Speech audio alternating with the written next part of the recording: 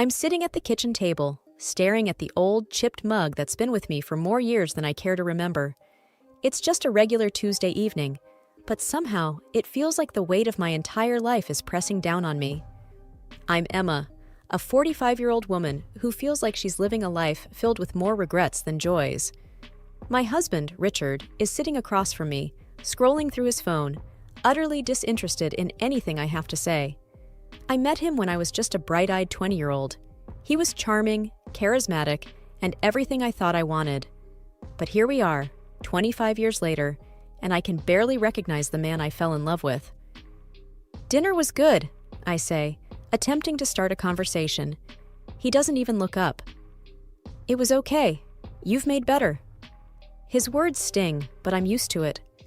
This has been my life for the past several years.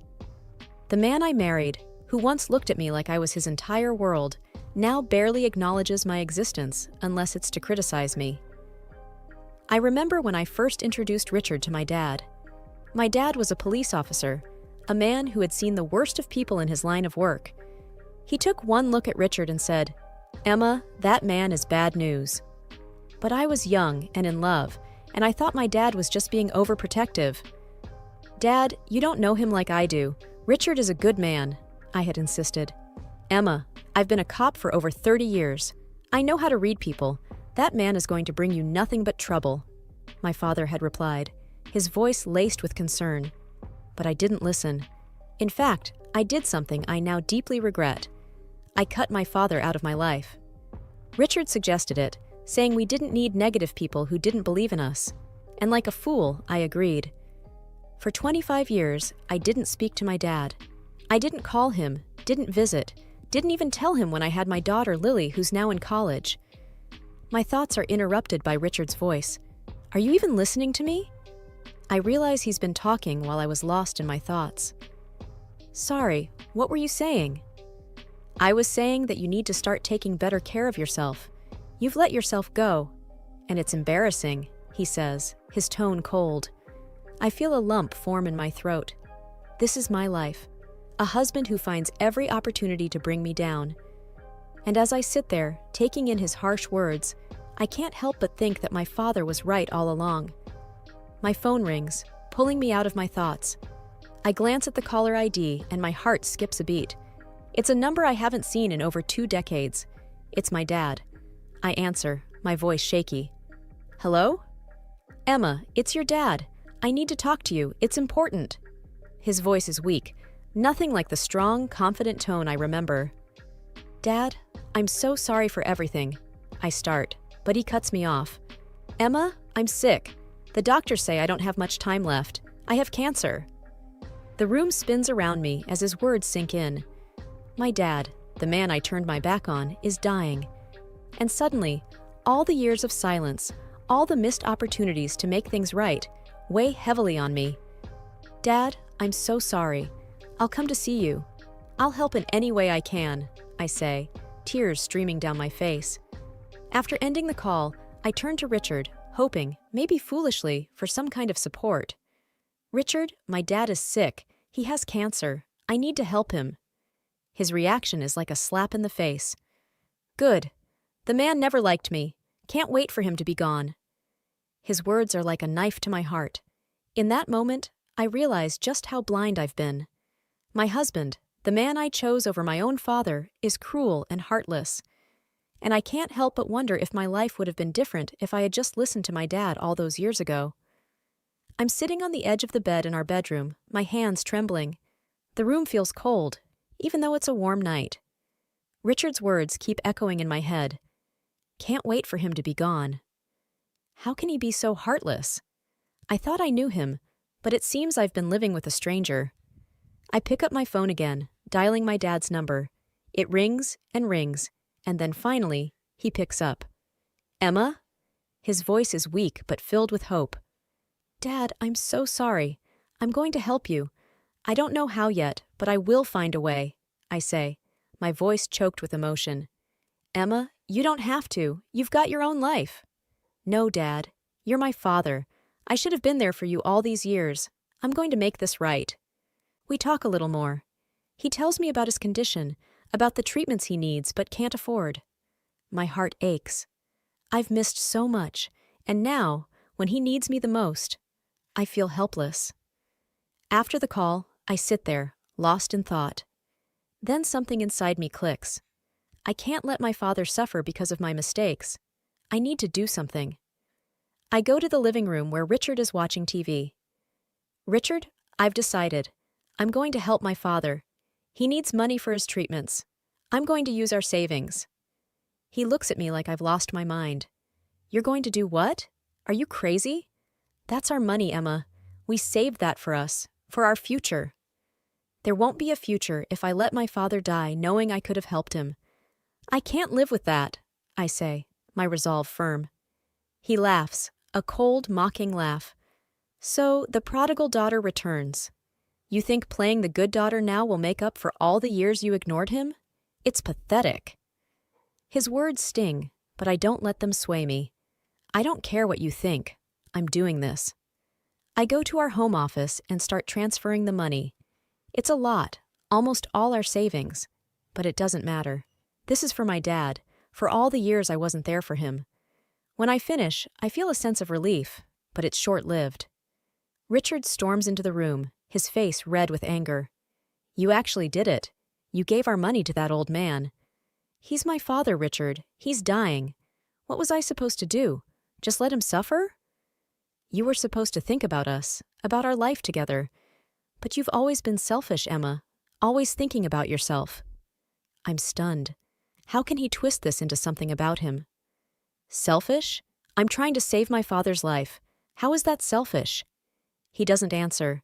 Instead, he turns and leaves the room, slamming the door behind him. I'm left standing there, feeling more alone than ever. But there's also a sense of determination inside me. For the first time in years, I'm standing up for what I believe in. It's scary, but it also feels right. I pack a small bag with some clothes and essentials. I don't know what's going to happen next, but I can't stay here, not with Richard. Not now. I write a note, telling him I'm going to my dad's, that I need some time to figure things out. I don't know if he'll even care, but I leave it on the kitchen counter anyway. Then, with my bag in hand, I step out of the house. The night air is cool on my skin, and as I walk to my car, I feel like I'm taking the first steps towards a new life. A life where I'm no longer bound by regrets and what-ifs. A life where I can try to make things right, even if it's a little too late. The drive to my dad's house feels endless. Streetlights blur past, and I'm alone with my thoughts, a mix of fear and determination. I haven't seen my dad in over 25 years, and now I'm rushing to him in the middle of the night because he's sick and I'm all he's got. When I finally pull up to the familiar old house, my heart is racing. The place looks much the same, though a bit more worn. I hesitate for a moment before getting out of the car. What am I going to say? How is he going to react? Taking a deep breath, I walk up to the front door and knock. It takes a few moments, but then the door opens, and there he is. My dad.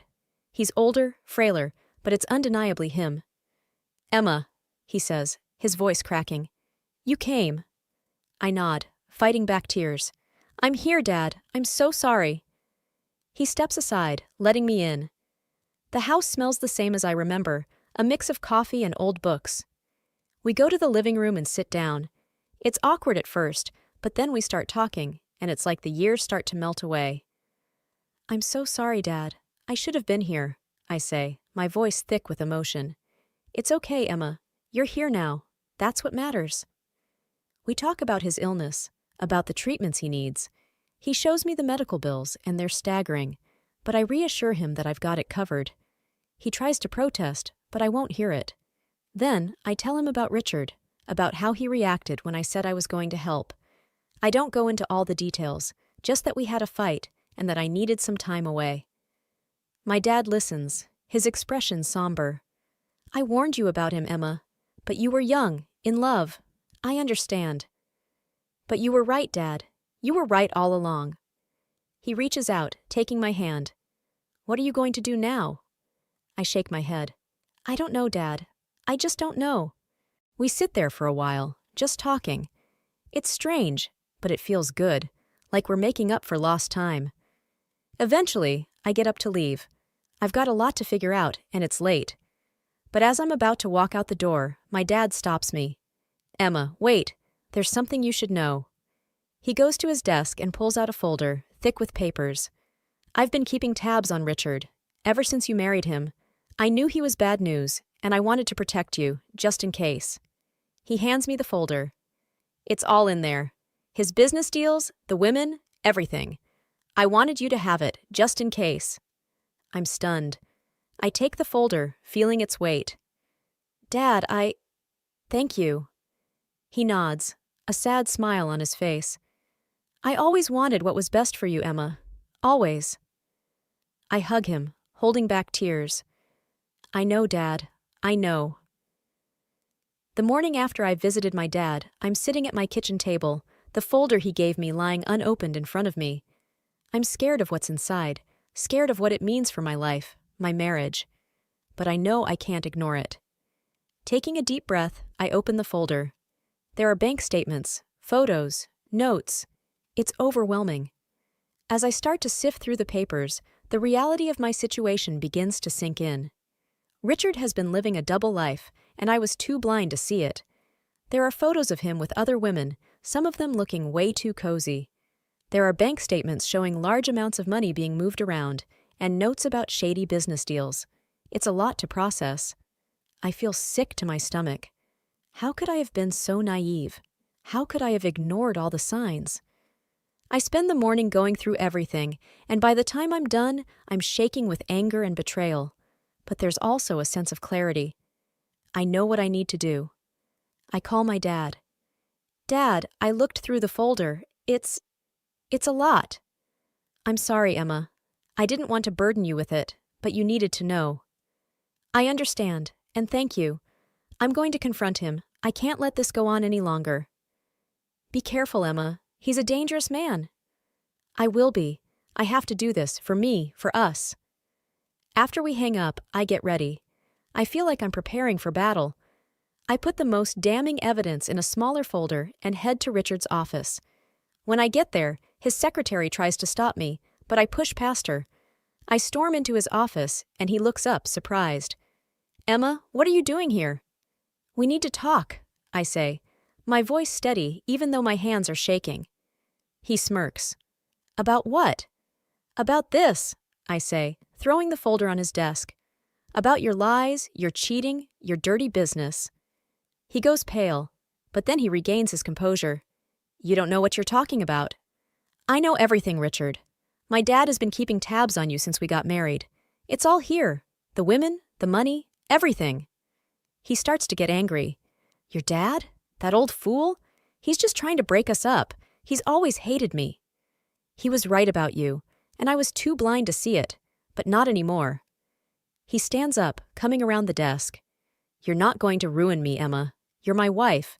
You're supposed to stand by me. Not anymore. I want a divorce, Richard. I want out of this sham of a marriage. He laughs, a cold, bitter laugh. You think you can just walk away? You think you can take me down? I won't let you. I'll ruin you first. I stand my ground, even though I'm scared. I'm not afraid of you anymore. I know the truth, and I'm not going to let you control me any longer. He looks at me, really looks at me, and I can see the realization dawning in his eyes. He knows he's lost. Get out, he says finally. Get out and don't come back. The next few days are a blur. I spend most of my time at my dad's house, trying to figure out my next move. The thought of going back to the house I shared with Richard makes my skin crawl. I can't face him, not yet. My dad is a rock during all of this. He listens, offers advice, but mostly just lets me talk. It's comforting, being here with him. It feels like I'm making up for lost time. One afternoon, we're sitting in the living room when my phone rings. It's a number I don't recognize, but I answer it anyway. Hello? Is this Emma Richards? A man's voice asks. Yes, it is. Who's this?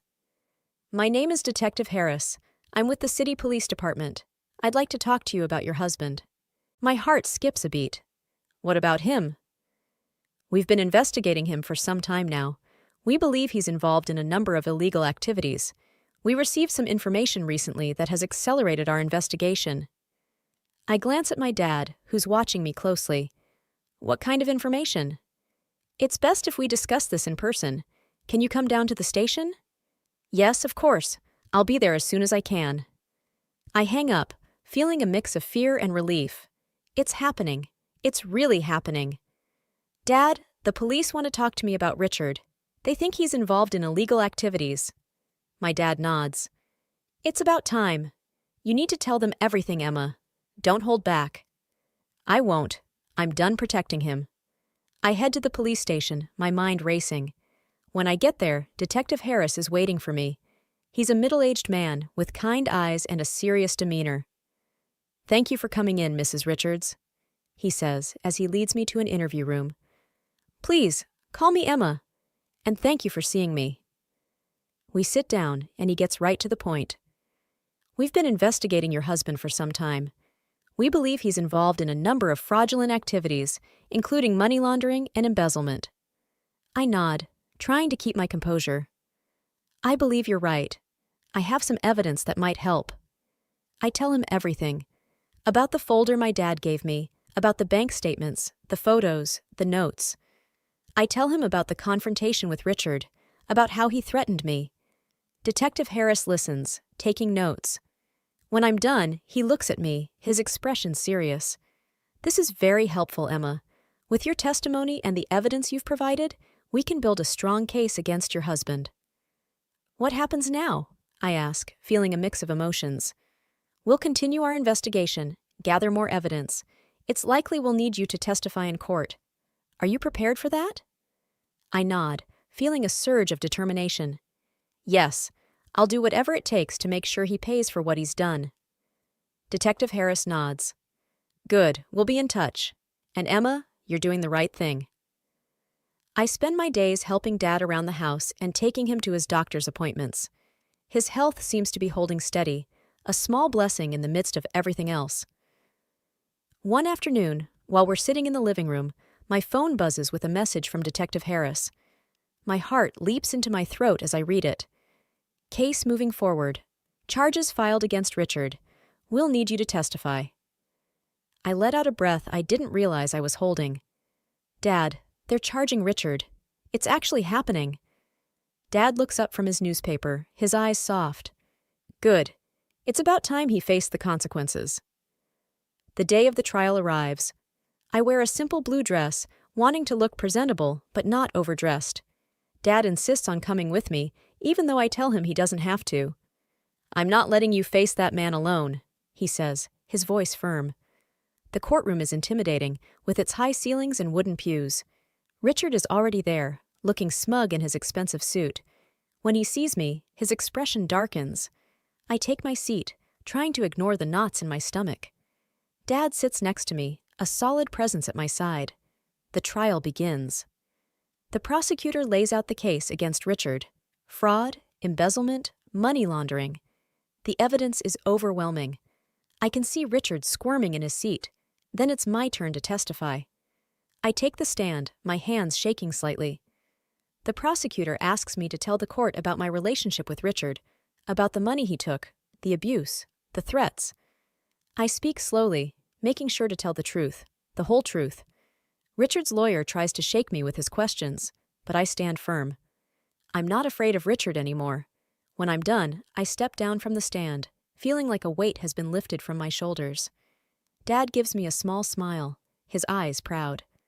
The trial goes on for several days. Witnesses, evidence, testimonies, it all blurs together. But through it all, I can see the case against Richard building, piece by piece. Finally, the jury goes out to deliberate. The wait is agonizing, every second stretching out endlessly.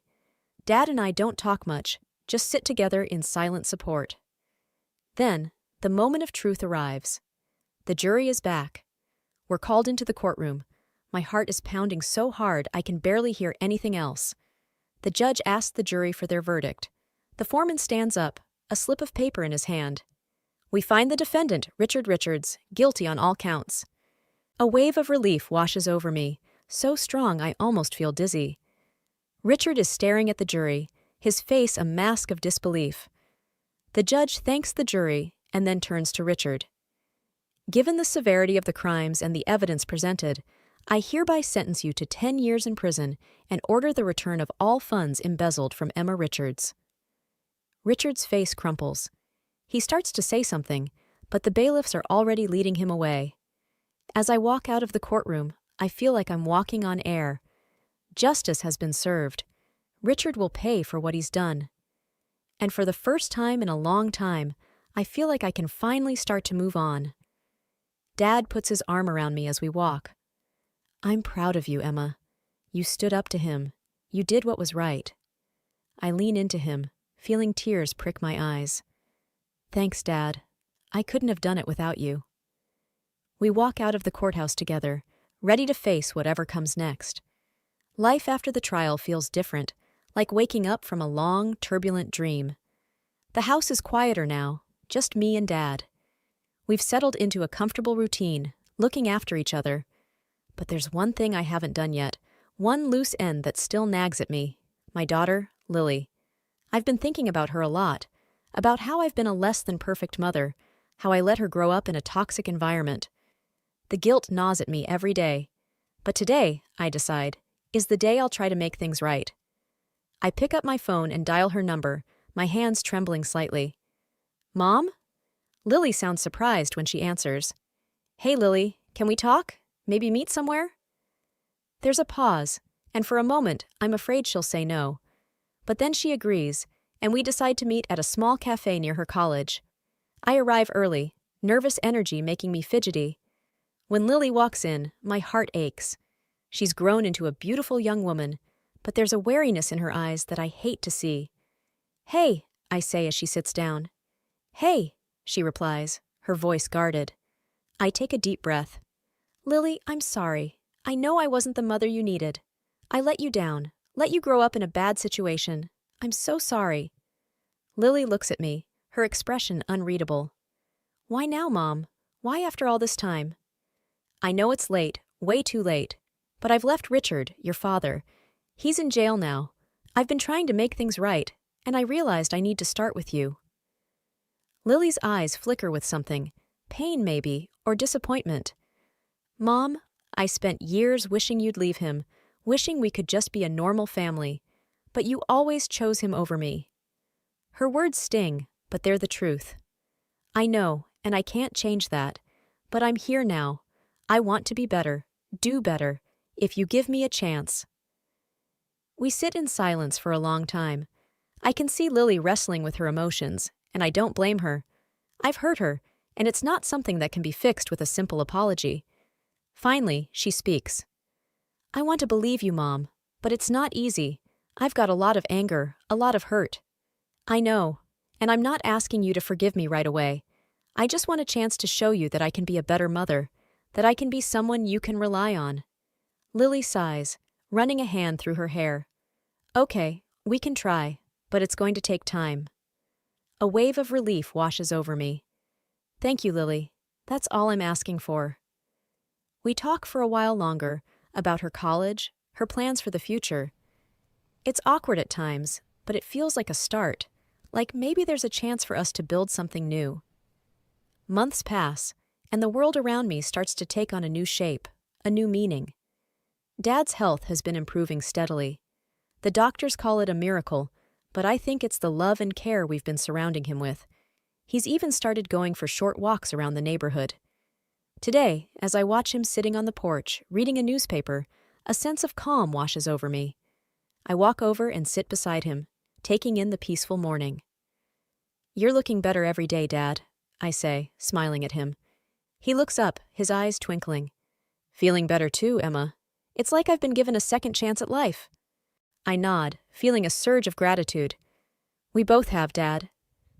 Just then, Lily arrives. She's been visiting more often, and with each visit, I feel our bond strengthening. She waves at us, a bright smile on her face. Morning, you two, she greets cheerfully. Morning, Lily, Dad replies. Join us. We were just enjoying the morning sun.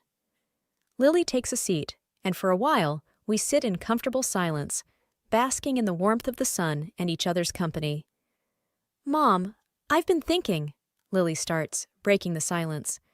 I want to help people who've been in situations like ours, maybe volunteer at a shelter or something.